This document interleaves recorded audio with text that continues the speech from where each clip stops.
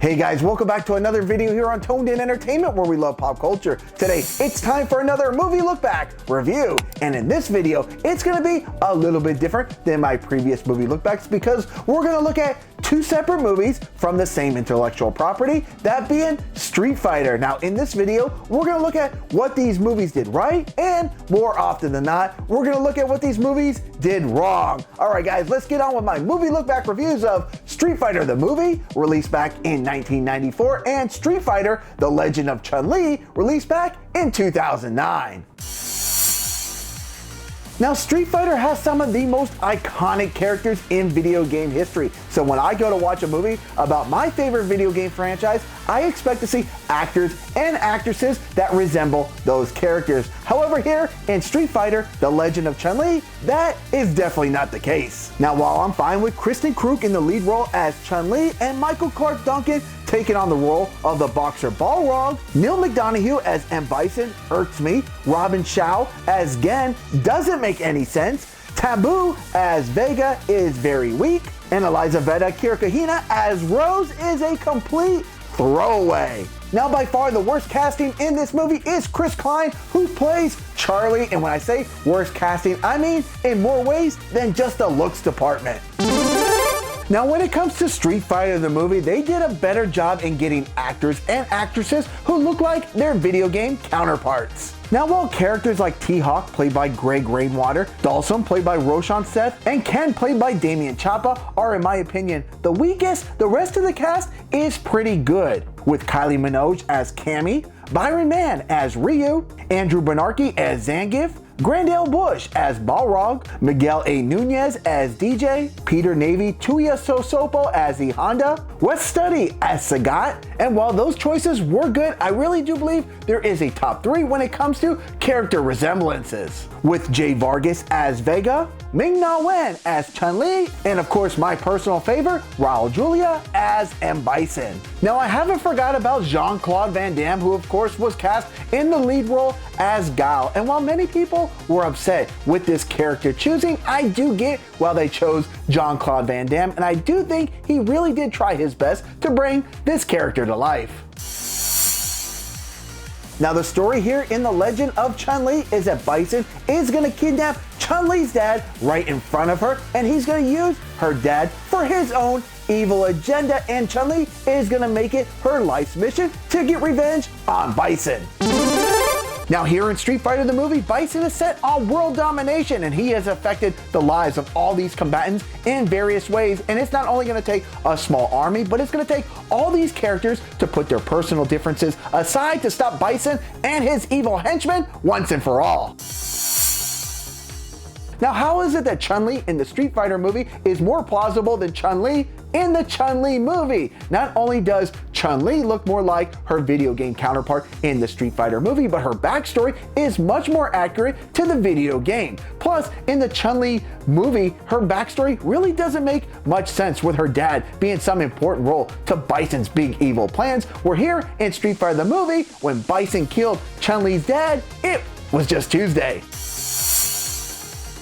Now, when it comes to the character Charlie, both movies screwed this up. Now, while Street Fighter the movie did get the part right about Charlie being Guile's best friend, when Bison grabs Charlie's dog tag, it says Carlos Blanka on it. Now, Bison is going to use Charlie as a science experiment, but this is a very forced movie plot to get Guile to have like a revenge story and to have Charlie become Carlos Blanka, which does not happen in the video game.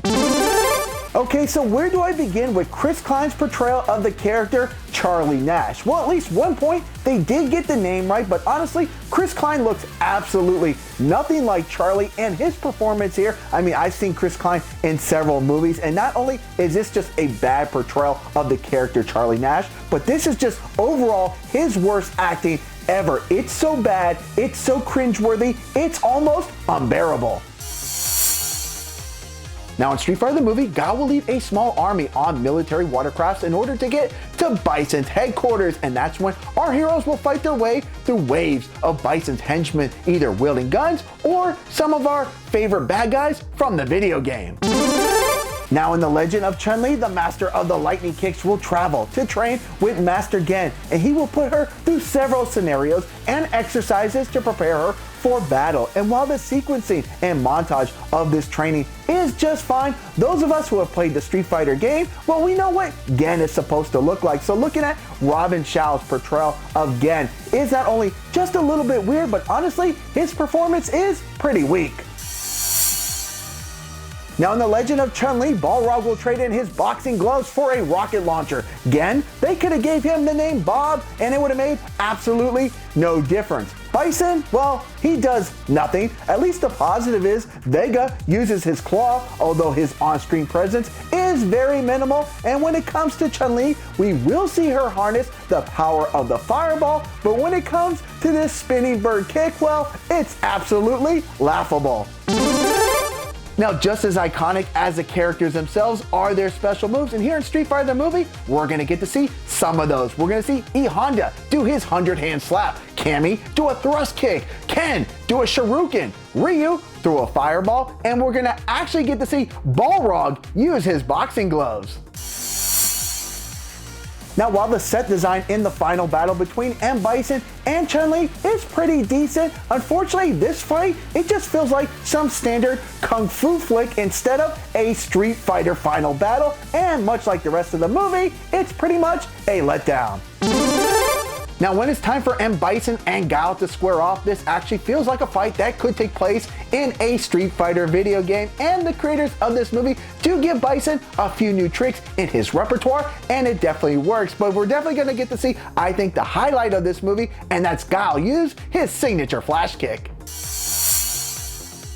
Now, when it comes to Street Fighter, the 1994 movie, this was definitely not the movie most of us were expected. Now, I will give the movie creators some credit. They did manage to fit in 11 of the 12 characters from Super Street Fighter 2. The only one that was omitted was Fei Long, and he was replaced by a new character, Captain Sawada. And while this movie is no home run, I still enjoy watching this movie from time to time. So if you can go into this movie with low expectations, yeah, I can recommend Street Fighter, the movie.